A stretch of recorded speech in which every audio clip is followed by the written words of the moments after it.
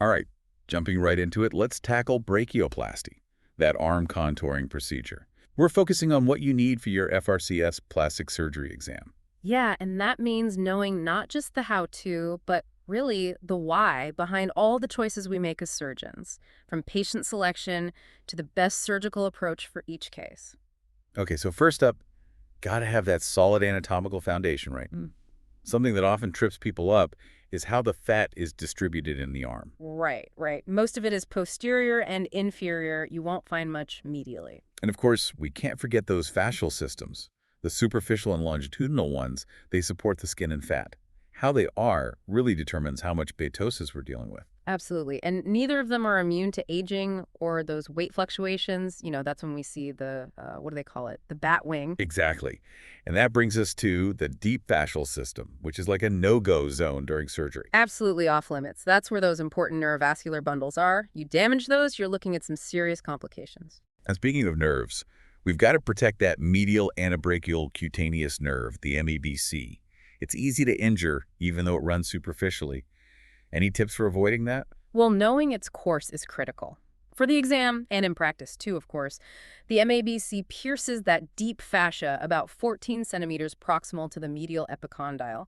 Stay aware of that, and you're less likely to cause any damage. So, anatomy, check. Now on to evaluating our patients. Thorough history is key, right? We need to know about weight fluctuations, smoking, their overall health. All about looking for those red flags, those things that might change our surgical plan. Like someone with a history of big weight changes, they're probably going to have more laxity, might need a bigger resection. In the physical exam, Yeah. equally important. Got to assess their range of motion, look at their skin quality, figure out where the excess tissue is, what kind it is, fat, skin, or a combo. Right, you got it. That's how we classify patients for upper arm contouring. Three main types, and knowing them is crucial for choosing the right surgical strategy. Okay, let's break them down then. Type I, minimal skin excess, moderate fat. What's the go-to for them? Liposuction alone can work wonders for them. Good skin elasticity, so just getting rid of the fat is often enough to reshape the arm. Makes sense. Now, type 2, moderate skin laxity. Horizontal, vertical, or both. The source material actually breaks this down further, right? Type IIA, IIB, and IIC. Each one has a slightly different surgical approach. Yeah. Type IIA, that's proximal redundancy. Horizontal laxity there, a vertical wedge, or maybe an elliptical excision in the axilla usually does the trick. But if it's vertical A and D horizontal, well then you might need to go with a T-shaped resection along that proximal upper arm. Got it. Then type IIB. What about when the laxity affects the whole arm? How's that different? Well, then it's about addressing that vertical laxity along the whole arm, right? So maybe a horizontal excision along the brachial groove, or if it's combined laxity, it could be an L-shaped excision, starting in the axilla and maybe even going all the way down to the elbow. Okay, wow. So many different techniques just within type 2. Now, type IMC, this is where the laxity extends onto the chest wall. We see this in massive weight loss patients often, right? Right, exactly. That's where an extended brachioplasty comes in. You got to address all that excess skin to get that nice contour. And finally, type 3, significant fat and skin excess. That sounds like the most challenging type. It can be, yeah. It all depends on the patient, but your options are further weight loss, staged procedures, so maybe liposuction first, then excision later, or maybe combining them in a single stage. You have to weigh the risks and benefits for each person. And this all ties back to that key principle from the source material, right? The direction of your excision is opposite to the direction of the excess tissue. So vertical excess means horizontal excision and vice versa. Why is that so important? Well, you want proper tension, right? You don't want to create weird contours. The goal is to make the arm look natural, avoid distortion. Before we get into surgical techniques, though, got to talk about contraindications. Patient safety first. Absolutely. Neurovascular disorders in the arm, lymphedema after axillary lymph node dissection, and unrealistic expectations. Those are our absolute contraindications according to the source. Each of those puts the patient at a much higher risk of complications. Like if they already have neurovascular problems, brachioplasty could make it worse, really impact their function. Same with lymphedema. And unrealistic expectations, well, that's just a recipe for disappointment for everyone. Speaking of expectations, how do we manage those during the consultation? It's all about honesty. Be upfront about the limitations of the procedure. Explain that we can improve contour, but there will be scars. And even with the best technique, there's a chance of numbness because of that MABC nerve. Yeah, that MABC nerve. The source material mentions neuroma formation after injury as a risk. Anything we can do to prevent that. Oh, definitely. Crushing, cauterizing, neurotizing the nerve into muscle, those are all techniques that can help. They aim to stop that painful neuroma from forming at the cut end of the nerve. All good points to remember, both for the exam and in practice. Okay, so we've covered anatomy, patient evaluation, contraindications. Now let's get into the surgical techniques. Okay, so liposuction. It's a bit of a multitasker in brachioplasty. You can use it as a standalone procedure, like in those type I patients we talked about. Or it can be a prep step before you do excision, helping to reduce bulk and make it easier to take out skin. Okay, so for those type I patients who are good candidates for liposuction alone, what's the usual approach? Small incisions, one in the posterior lateral elbow, another in the superior anterior axilla. Then you use a cannula to take out that extra fat, work at a medium depth, leave about half a centimeter of subcutaneous fat. That way you get smooth contours, no irregularities. The source material also mentions some danger zones when it comes to liposuction, places we need to be extra careful. Oh, absolutely. Around the axilla, the posterior medial elbow, and that medial epicondyle, those are the areas where you're most likely to hit a nerve. So you got to be really careful with your technique there. Know your anatomy. Nerve damage can cause pain, numbness, even loss of function. Great points. Now let's talk mini brachioplasty, sometimes called limited medial incision brachioplasty. It seems like a good option for those patients with mild skin laxity, mild to moderate fat excess. What's the main idea behind it? It's combining liposuction with a smaller skin excision, usually just in the axilla and maybe a bit on the proximal upper arm. Shorter scar than a traditional brachioplasty, but patient selection is key here. Got to have good skin quality for good healing and a nice result. So skin elasticity is super important for this one. Now the source material also mentions Lockwood's technique. What is that, and why would we use it in brachioplasty? Lockwood's technique uses permanent sutures to anchor that superficial fascial system to stronger structures. Gives it some extra support, helps the lift last longer. It's a nice way to get a more defined, youthful contour. Sounds pretty clever, like an extra layer of support to improve the outcome. Okay, let's move on to the standard brachioplasty then, for those moderate to severe cases of skin excess. The source describes how to mark for this procedure. Can you walk us through that? Sure. First, you mark a dotted line right along the bicipital groove. That's where your final scar will be. Above that, you draw a solid line. That's your upper incision. Then you use the pinch test to figure out where your lower incision should be. Make sure you're removing enough skin to get the contour you want. And finally, some vertical lines to divide that resection area into thirds or fifths. That helps you keep things aligned when you close. Clear and concise. I like it. Now, the two ellipse technique. What's that all about? Two ellipses, one outer, one inner. The outer one is based on how much extra tissue you have. The inner one is adjusted to make sure you can close without problems. Helps you avoid taking out too much skin. Avoids vascular compromise, too. Makes sense, especially for those larger resections. The source material also talks about where to place the scar, posterior, medial, or posteromedial. How do we choose? It's a balancing act. You want a less visible scar, but you also want it to heal well. Posterior scars, they hide better, but they tend to spread. Medial scars, you see those more, but they usually heal nicer. Posteromedial is kind of a compromise. Ultimately, it depends on the patient, their anatomy, their skin, what they want. So individualized decision-making, like so much of plastic surgery. Okay, let's talk about the operation itself. What are the key steps in brachioplasty? First, you infiltrate.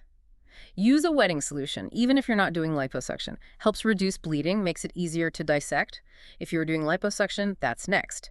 Then you make your incision and carefully dissect down to the deep fascia. Remember to avoid those neurovascular structures we talked about. In closing, anything special we need to do there? Closing in segments, that's important to manage the swelling. Close that superficial fascia first, then the deep dermis, and finally those subcuticular layers. That helps distribute the tension, reduces the risk of fluid building up. Got it. So proper closure technique is key for a good result. Now, brachioplasty in massive weight loss patients, that's a whole different ballgame. The source material talks about the bat wing deformity and how sometimes a standard brachioplasty just isn't enough. What do we do for these patients? You got to extend the approach. Incision goes beyond the axilla, onto the chest wall. Sometimes you even do a little sinusoidal variation to help camouflage the scar. Makes for a smoother contour, helps the scar blend in better. Clever. The source also mentions axillary Z-plasty. What's the purpose of that, and when do we usually do it? Z-plasty prevents contracture, helps restore that axillary dome. Really helpful in massive weight loss patients because they have so much extra skin, higher risk of contracture. When to do it, though, that's up for debate. Some surgeons do it right away, others wait. So immediate or delayed Z-plasty, it's a judgment call. The source also says to minimize undermining and close in segments for these massive weight loss patients.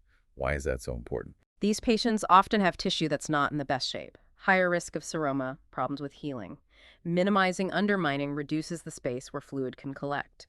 Closing in segments distributes the tension, helps everything heal properly. All makes sense. Okay, the source also talks about an alternative, the L-brachioplasty. How's that different? The L-brachioplasty addresses that loose skin on the chest wall without needing a Z-plasty. You make two ellipses that cross, kind of like an L shape. Gives you a smoother contour, less tension on the closure. Interesting approach. All right, moving on to postoperative care.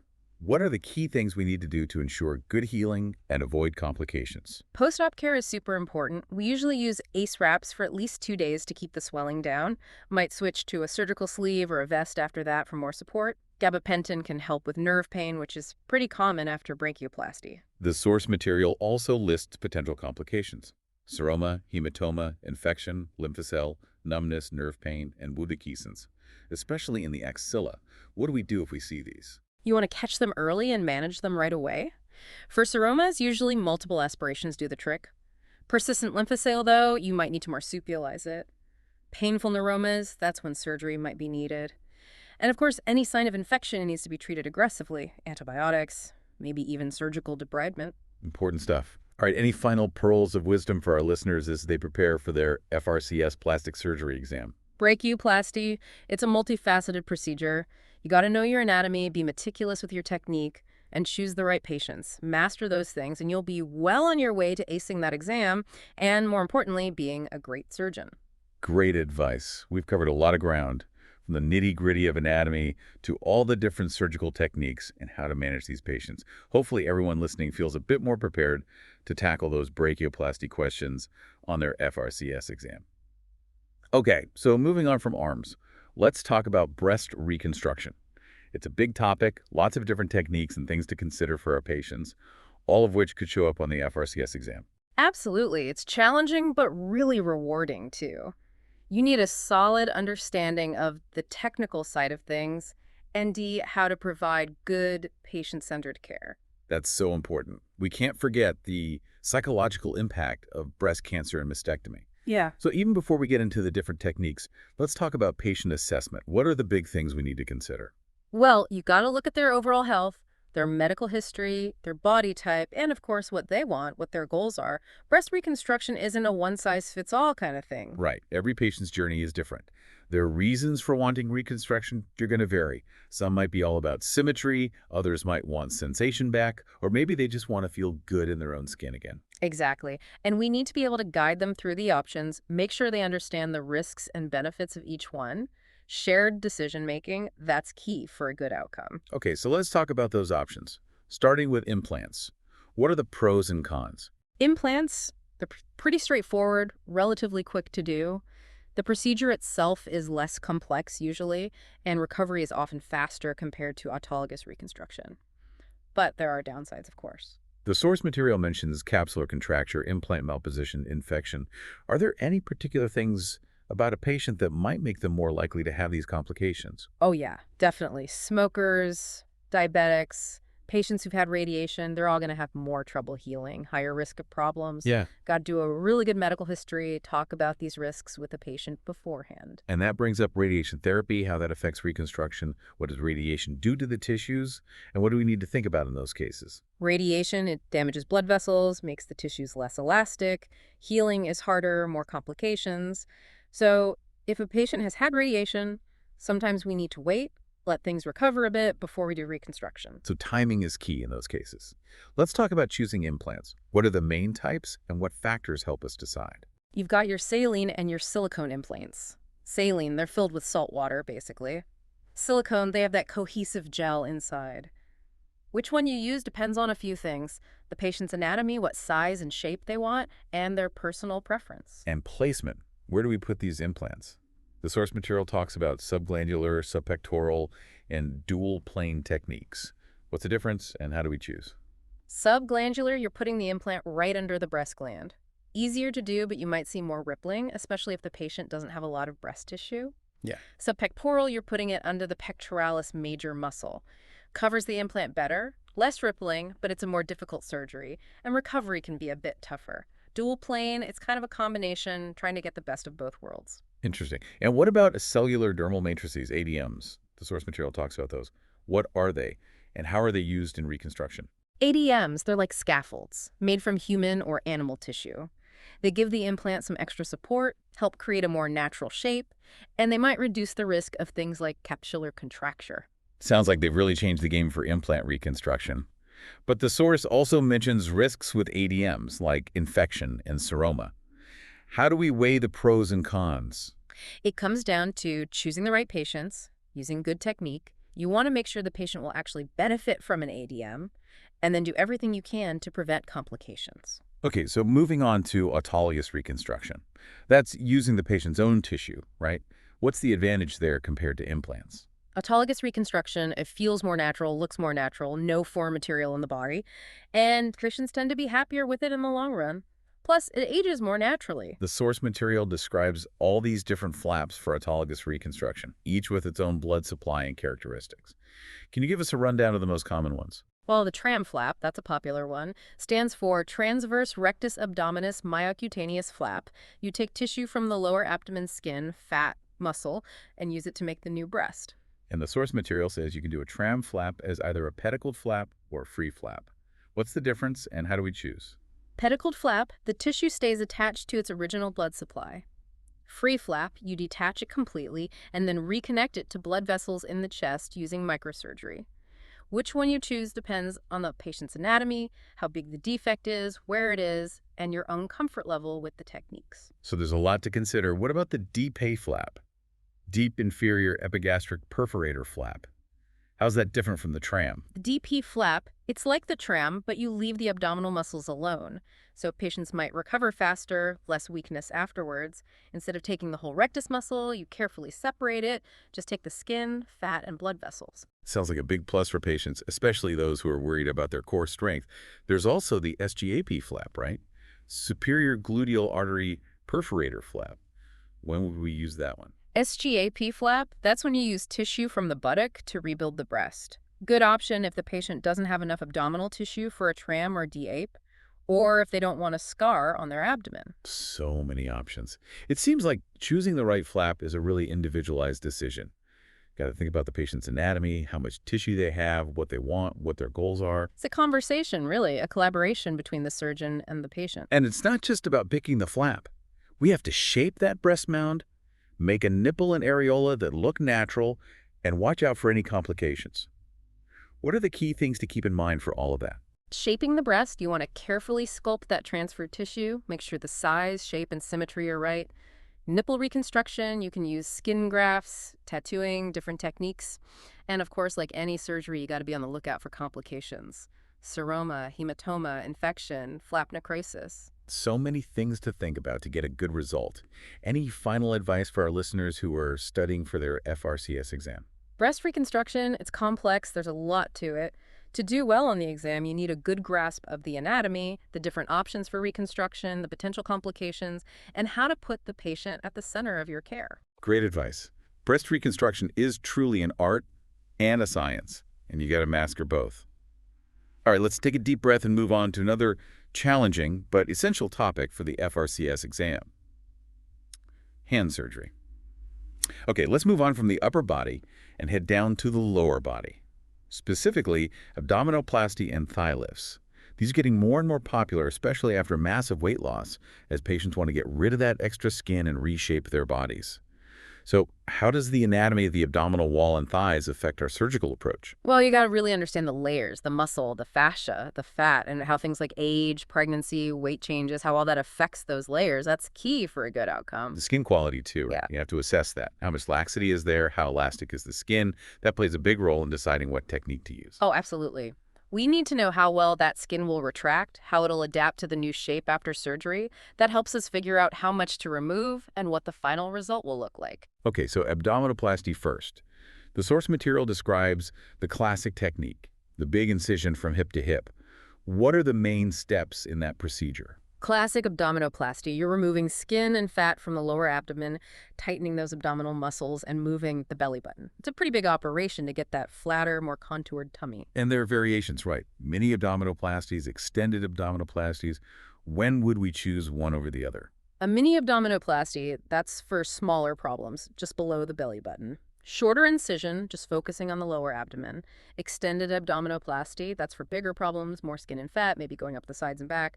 Bigger incision covering a larger area. The source material also talks about using liposuction along with abdominoplasty. What's the advantage of combining them? Liposuction, it can really help refine the results. You can get rid of those stubborn fat pockets that don't respond to diet and exercise. Gives you a smoother, more sculpted look overall. One thing the source emphasizes is managing the umbilicus during abdominoplasty. Why is that so important? Well, the belly button, it's a focal point, right? You want it to look natural. When you do an abdominoplasty, you're taking out all that extra skin, so you have to make a new opening for the belly button. You got to plan it carefully to make sure it's in the right place and looks good. It's all about those details, making sure everything looks harmonious. Now, complications. What are some of the risks with abdominoplasty? Well, like any surgery, there are risks. Seroma, hematoma, infection, problems with wound healing. You have to be careful, use good technique, choose the right patients, and make sure they get good care after surgery. That's how you minimize those risks. Okay, so thigh lifts.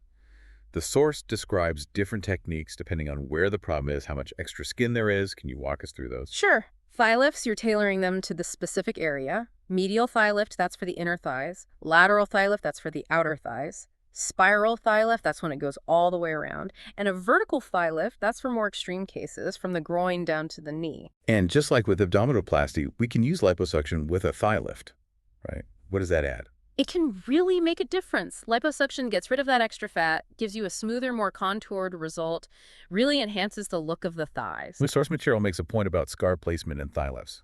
Why is that so important? Scars, they're a big concern for patients, especially with thigh lifts where the incisions can be pretty long. You want to hide them as much as possible, put them in natural creases within the bikini line, places where they won't be so noticeable. So it's a balancing act, getting enough skin out, but also making sure the scars are hidden. What about complications with thigh lifts? The source mentions seroma, hematoma, wound healing problems. How do we minimize those? Same as always, meticulous technique, choosing the right patients, good post-operative care.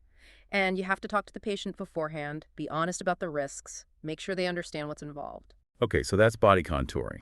Let's move on to the face, facial rejuvenation.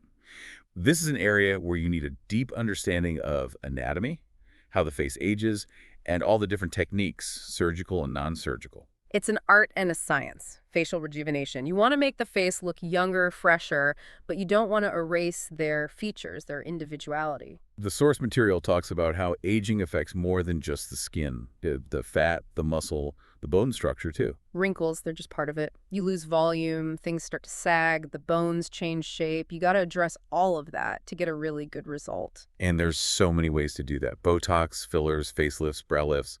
Let's start with the non-surgical stuff. What are the pros and cons of Botox and fillers?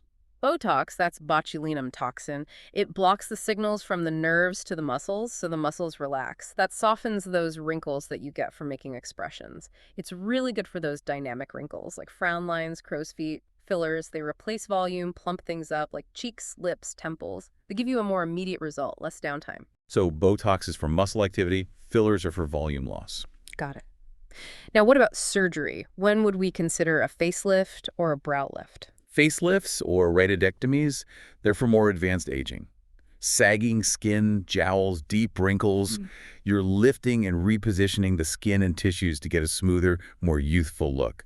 Brow lifts, they focus on the forehead and eyebrows, lift those drooping brows, smooth out the forehead wrinkles, take care of that hooding over the eyelids, makes you look more awake, more refreshed. So non-surgical versus surgical, it all depends on how much aging there is and what the patient wants, right? Exactly. You got to look at each patient individually, their anatomy, their skin, what they're hoping to achieve, and talk to them. Make sure they have realistic expectations, understand what each technique can and can't do. Well, we've covered a lot today. Brachioplasty, breast reconstruction, body contouring, hand surgery, facial rejuvenation. It's been a whirlwind tour of plastic surgery. It really has. Shows you just how much there is to our specialty.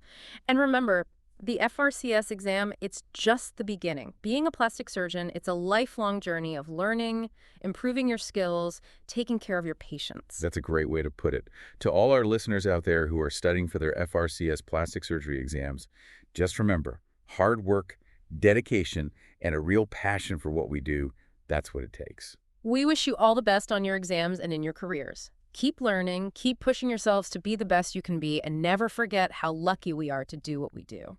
And with that, we'll wrap things up for today. Thanks for joining us on this deep dive into the world of plastic surgery.